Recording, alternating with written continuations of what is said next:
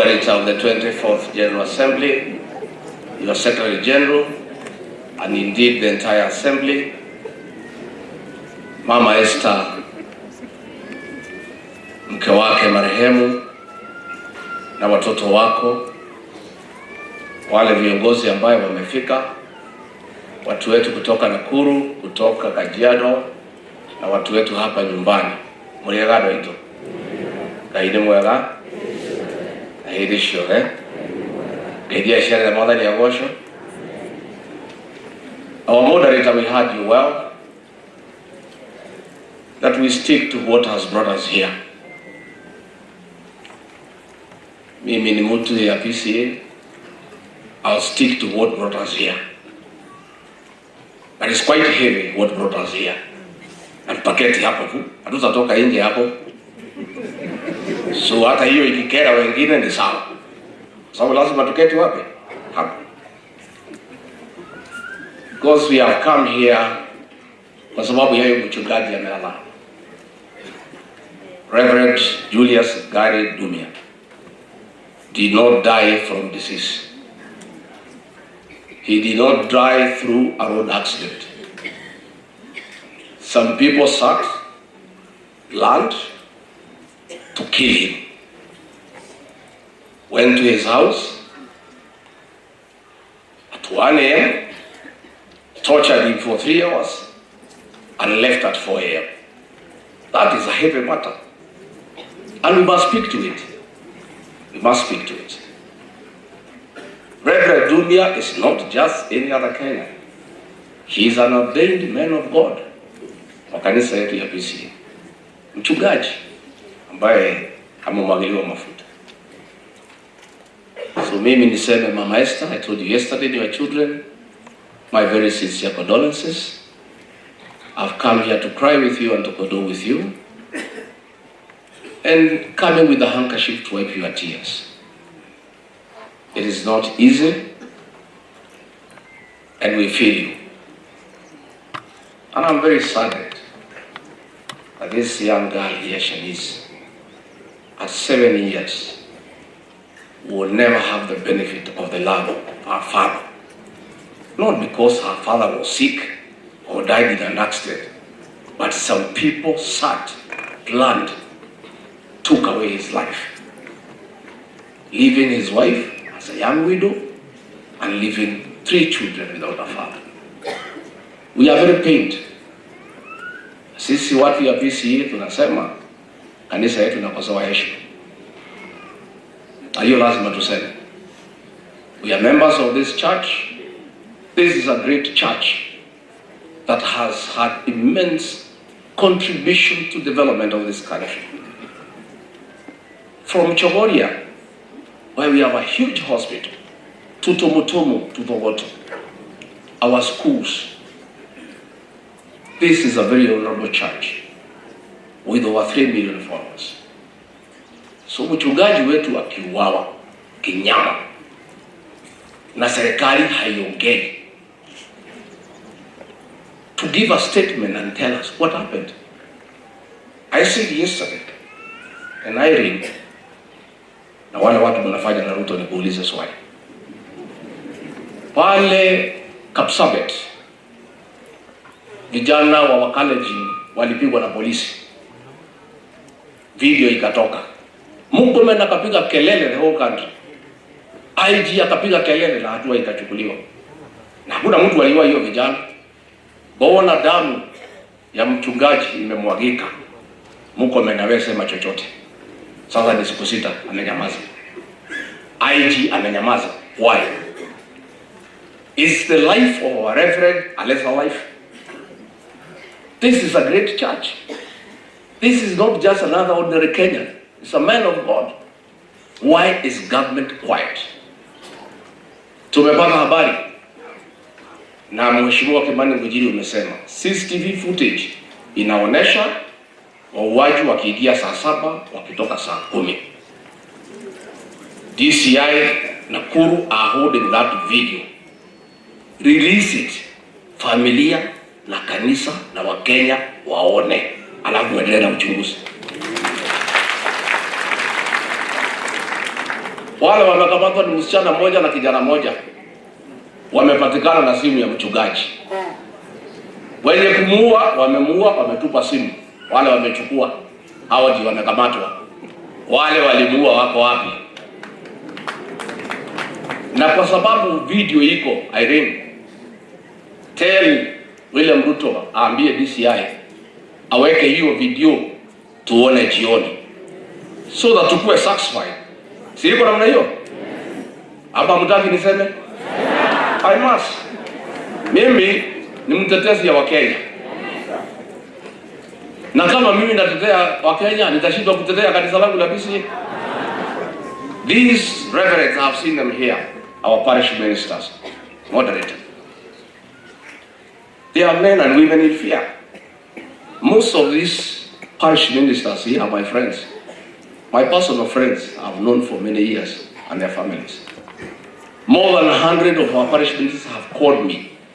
They are scared. Are we safe?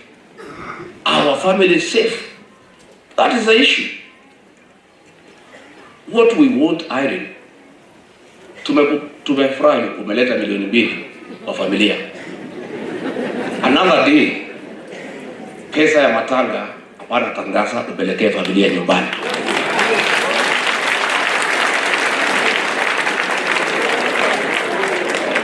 Si ndio? Sinakuwa namna hiyo. Hakuna haja kuja kujigamba hapa na kujionesha. Siku tunaomboleza mchungaji wetu, mwambie William Ruto vile tunataka aagize huyu mchungaji video CTV itolewe tuone. Number 2, to issue a public statement that our parish ministers across the country and their families are safe. Hiyo Irene utakuwa umetusaidia. Tell him.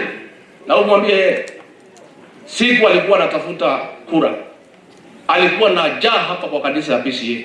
Kila siku alikuwa hapa 7 days a week. What happened? What we have a problem with, moderator, and I called you with a lot of respect as my spiritual leader, and you know I have submitted to your authority. But I am unhappy, as most Christians, the way the government has treated our church. In April last year, goons and police stormed into Mweki PCA church and beat up women and children. Today, nobody has ever been arrested.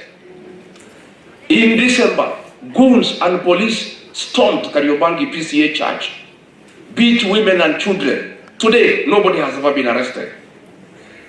Tell William Ruto, much as we want his 2 million, let him order the arrest of the goons and police who attacked our church, the PCA church. Hii ni kanisa ya heshima. Na hakuna serikali tangu independence imevamia kanisa la PCA. This is the only government. The nearest it came to ni serikali ya Moi iliumiza Reverend Timothy Joya, lakini walimpiga nje ya kanisa. At least walikuwa na adabu kidogo. They never came and fought him inside the church. We have a big problem ya kwamba wahuni na polisi wanaingia kanisani kuumiza waumini wa PCA. Mimi nataka niambie our parish ministers, we'll fight for the justice of your colleague. We'll shout from the rooftop until Mama Esther and her children and the church gets justice. A man is not a chicken. Mtu hapana kuku, hapana mbuzi, ati anauawa tu holela. Alafu mnaenda mnashika watu wawili wale walikuwa na simu yake na wenye kumuua bado kamata. I want to tell our parish ministers, please take comfort. I know you are troubled. Most of you have talked to me with your families. I know you are troubled. We'll fight to make sure that you are secure. My advice, as your member, those who serve outside their homes, don't live alone. These are difficult times. The Reverend Dubia was living alone. So we probably hear 2 other people in the house probably will not be here today. Lakini mimi naambia parish ministers wetu tutamtetea, and we'll make sure that you have a good environment to serve. You are great men and women. You are a blessing to our church, the PCA church. And we must assure you of security. And we must call out the government to give security to the church. Ordinarily, ukipata shida unakimbilia mchungaji. Sasa kama mchungaji anauawa utakimbia kwa nani? Where do you go to? Na sisi hatuna shida na mtu yeyote. We have no problem with anybody. Sisi tunauliza tu kanisa yetu ipewe heshima. Juzi tumekuwa hapa ACK Udhaya Church. Polisi 12 wamekuja hapo. Wanataka kutua ndani ya kanisa na bunduki na risasi. William Ruto amesema hiyo watu wasishtakiwe. Mmoja amepigwa transfer, wengine wanaendelea. Hawa walitupiga Mwiki, bado wanaendelea. Wale walivamia Kariobangi bado shikwa. Sasa kanisa ilichagua wewe. Wewe umeturn against the church. PCA church supported William Ruto to a man. How can it be that the church is being attacked every day and is quiet? Minister wetu hapa amekufa. These parish ministers are in fear. And I've come here to assure them. And I've told Mheshimiwa Wandeto, you must do a parliamentary question as soon as the National Assembly comes back, asking for answers and seeking a statement from Kipchumba Murkomen that our parish ministers of PCA will be safe and they will be protected and they should not live in fear. Ndikwenda kukiria kumau, ndikwenda kumaja ohoro. Ndituko mondo ndeka kugire. Wali yeye kula hii ni cia PCA na tugatheria itu. Na uragani. Na makanitha maitu kuhurwo ni mikora. Na jugi atiriri. Gutire burete kagate. Gutire burete kagate. Gutire wĩrira gagĩthita gĩkate. Rĩngĩ yurage kĩaga tutigacokia kana harĩa gekire atĩa. Na ithuĩ kwaca Gĩkũyũ tũtingĩtahĩka tũcoke tũrĩe kĩ? Ndaria kandinaria. Moderator, sisi ni watu wako. We want to protect the dignity of our church. And you should be happy with me that I'm saying that the church that you lead should be respected. I am saying that the ministers who serve under you should be safe. Si mimi nasaidia moderator? Amesema hiyo maneno. Atakujiwa asubuhi. Kaatibuo. Na toto tikwenda agirwo ri nye njuge tondie gutire mundu kundwara kundu. Kaagwe mundu ngindwara kundu ni. Ye gutire mundu ngindwara kundu. Anie ndiriaga kwa mundu. Kaatibuo. Na gutire mundu gakua rucine nginya hwaini. No rimwe tutingĩtĩkĩra kanitha witũ wa PCA wagĩrwo gĩtĩo gũtungatĩria. Moderator Hego, our church was attacked in Kariobangi by goons inside the church. They came to the altar. They came to Mwiki inside the church. Something that has never happened in the history of independent Kenya. Then our minister has been killed. And everybody is quiet. Atimewachia watu wadogo hapa Nakuru. And Nakuru, Mheshimiwa Kimani Ngujiri, we have a serious security problem in Nakuru. Watu wanauawa kama kuku. Iko vijana 5 wamekuwa sodomized hapo Lanet. Iko watu wameuawa Nakuru. Na polisi wamewekwa pale, wote wametoka jamii moja. Hapo mlima yote jamii moja, OCS, OSPD. Kwa nini? Why are you deploying one community to be in charge of the police command in the Mount Kenya region and Nakuru? Nakuru watu hawalali. The insecurity in Nakuru is on another level. We are calling for a purge of the security chiefs in Nakuru so that we can have order and people can feel safe. Andu anyumba itu muri okwe nyumba no muyumiririe ona cia birakara ona twatugurone gago mukeyumia ona ni thiumiti wakaiti wakairite Look at this girl. Shanice, come here. Just look at this young girl. You know, moderator, why you see us bitter? And why we have a problem with William Ruto and his government? Is that this young girl at 7, the father that she adored, the father she lived with is no more. What shall we tell this girl when she is of age? What do other parish ministers feel and their families? Yesterday at the memorial, a representative of the children of the pastors was crying, please protect our parents. Take care of them. Are we safe? She was crying before us. And that is why we speak with bitterness. Na sisi hatuna shida na mtu, lakini hatutaki kanisa letu ya PCEA ihangaishwe. Hatutaki. Parish ministers, I wish the way I have seen you today, I would have seen you during happier times. Muko hapa nyote vile mnakuwa kwa General Assembly. I look forward to a day when we shall meet all of you the way you are, when we are happy and we are laughing. So huyu mtoto kwa niaba yake, we ask him for justice. We ask him for justice. 2 young boys in university. Wapi hiyo watoto wa mchungaji? Where are those 2 young guys? Come, just come, so that people can understand why. Yeah? I read more than I have to get and I'm going to why. No more Tamaya. Yeah? These 2 young guys are at the university, they are twins. They are in the 4th year. Na mimi jana na mjumbe wa Kajiado North tumepanga vile watasoma. Yeah, tumepanga vile watasoma. So when now this family had a good father, he is no more. And he didn't die because he was sick. Ni watu wameketi pahali wamepanga kumuondoa kwa dunia hii.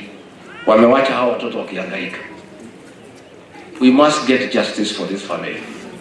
Katibu. Yeah, na mimi nitafanya hiyo kazi. Na tukuruta hiyo. People must face the court. They must answer to this crime. These children, they cannot get their father back, but at least they will be quite happy to know who killed their father and why. Please sit down. Ndugu wetu, pole sana moderator kama tumezidisha, lakini ukweli ndio huo. Na sawa. Niwe hata hivi atondo dogota kubuda huko. Tutijera wewe kuingilia wewe mtu wetu. Najua the moderator and myself come from Madera. Ni mtu yangu ya nyumbani. So ni wewe tunasaidia. Hiyo tunasema wewe sema. Lakini hiyo imewafikia. Nimekugaidania mwinuka. Nimekugaidania. Nimulioka kuja na Munyoro. Mugokali. Mugokali. Gabi tuamula ndio na mwekea. Wacha sasa nimwalike huyu kiongozi anaitwa Eugene Wamalwa, ni ya wakazi. Nimwambie hi cousin. Hi kuzo. Cousin hi. Wakazi ni wapendane wasipendane. Wakazi ni wakae pamoja wasikae pamoja. Wakazi ni watembeleane wasitembeleane. Karibu kuzo.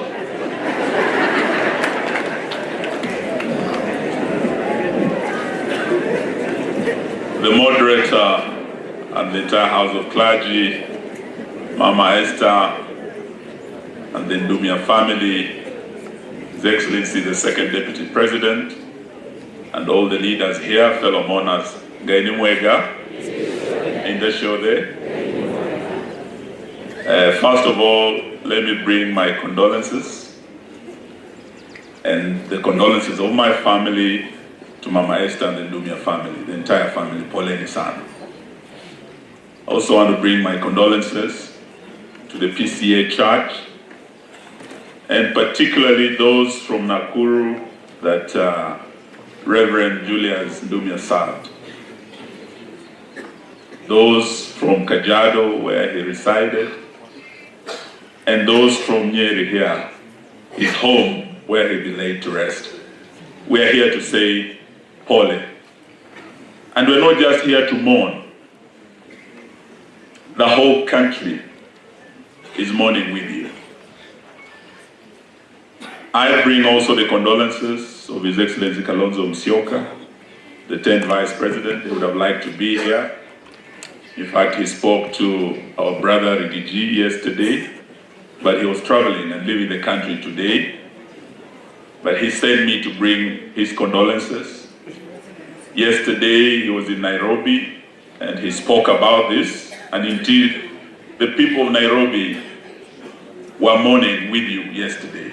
I was in Narok yesterday, in the ordination of a deacon, and the people of Narok were also mourning with you, because Reverend Dumia did not die a normal death. He was murdered. And indeed, this is a murder most foul. So we are here not just to stand with the family, with the church, but to demand for justice. And we say so because it is the cardinal duty of any government. And today we have several governments meeting in Kenya. The world has come to Kenya in Nairobi today because of the Africa Forward Conference. And indeed, even the leader of the United Nations, Antonio Guterres, is here. And we are saying that Africa cannot go forward, and indeed Kenya cannot go forward without security. The first thing and the cardinal duty of any government is to ensure the security of its citizens and to ensure the security of the property of those citizens. So for a spiritual father, a reverend like Julius Dumia, to serve his people, retire to his house, and as a man of God was resting, some people went to that house, to his home, and tortured him and murdered him. This is not a normal thing.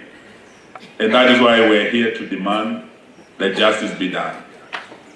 And it is, I heard one of the leaders here say that this is the only death that has happened in the church in recent days. There is a pattern that is now arising in this country. Apart from Reverend Julius Dumia, we say poorly to the PCA church. I am a Catholic. We have lost several priests in recent days. Those of you who are from Nakuru, you remember there was the death of Father Ndegwa. He was serving in Nauru Parish. He was found murdered, his body along the road from Nakuru to Nairobi. Father Lois Lele, another Catholic priest who was serving in Tot, was murdered. He was a harsh critic of the government, and particularly the issue of insecurity in the North Rift and in the Elgeyo Marakwet area. He was a thorn in the flesh of the government, and they went and killed him while he was serving the Lord in a security-prone area where bandits are. And we are saying that, as we say poorly to those who have lost, we're asking that the government must ensure the security of all citizens. Because if our spiritual fathers are not safe, how will the children, the brethren, the flock, if the shepherd is not safe, how will the flock feel safe? So it is an issue of serious concern for us, not just as Kenyans, but also as citizens of the world. So today, as we meet here also, we want to urge that the church, though you are facing great difficulties today, you have remained the conscience of the nation. Honorable Gachagua has spoken about Reverend Joya. The PCA church has been the voice of the voiceless. Even in the darkest days of our democracy during the Moi era, the PCA church spoke out for the people of Kenya. Of course, they paid heavily. Reverend Joya paid heavily. We remember Bishop Alexander Muge of ACK. He paid with his life. And there are many others. Father Kaiser of the Catholic Church, who was also found along the same Nakuru-Nairobi road, murdered because he spoke for the people of Kenya. We are asking that though we are facing difficult days, please continue speaking for the people of Kenya, speaking truth to power. And we, in the united opposition, we stand with you as we demand that freedom of worship guaranteed by our constitution does not depend on the generosity of the government. It is guaranteed by the constitution. So our ministers, when they serve, wherever they may serve, they must be protected. And the house of God that has been violated severally, as Honorable Gachagua spoke about Mwiki, in Nairobi, some of these churches where we have been, we've seen tear gas in Kariobangi, and Witima, what happened here. We are urging that the freedom of worship be respected, the house of God and the men in cloth who serve us be respected and be protected. Sitaki kusema mengi, nataka niwaombe sana, mtuombee. Wiki hii tunaenda katika mahakama. Ndugu yetu huyu Rigiji, mnajua yale alipitia, mkiombea familia ya Ndumia, mumuombee pia. Sababu tulikuja hapa Nyeri wakati mmoja na Mheshimiwa Gachagua wakati wa moto wa Endarasha, watoto wetu walikuwa wameaga. Na wakati huo alikuwa amepangiwa kung'atuliwa mamlakani. Tulimwambia wakati huo watu wa Nyeri na watu wa Mlima, mna marafiki. Na ingawa Rigiji alikuwa targeted there na akatimuliwa kwa njia haikuwa ya haki, ana nafasi sasa ya kipekee atendewe haki. Na yule ambaye alimtibu Dr. Dan Gikonyo pia anatoka Nyeri hii, atakuwa anakuja kutoa ushahidi kuonyesha ya kwamba wakati seneti ilikuwa inashughulikia kesi ya the deputy president, alikuwa mgonjwa, alikuwa admitted kwa hospitali yake, na hata yeye mwenyewe alimweleza Rais William Ruto ya kwamba naibu ako nami hapa, ni mgonjwa, niko namshughulikia. Licha ya hiyo, waliendelea usiku huo na wakamtimua na hawakumtendea haki. Tuomba ya kwamba wale ambao nimesikia jana Bwana Kindiki akisema yeye anataka sasa Dr. Gikonyo akuje huko awe cross examined. We want to tell you, Bwana Kindiki, Professor, we are ready. We have a legal team. We'll face you in court on Wednesday, and we want justice for Rigathi Gachagua as we are demanding justice for everyone. Thank you. Wow. You know hata kama Reverend Ndumia ametuacha na alikuwa mwalimu, hatutaki kupoteza the meaning of the word summary. Kwa sababu sisi wengine hata kama hatuyuko walimu, tulienda kwa mwalimu na akatufundisha. So we are happy that we have come to the end of that part of the program, though it has taken more time than we would have wished.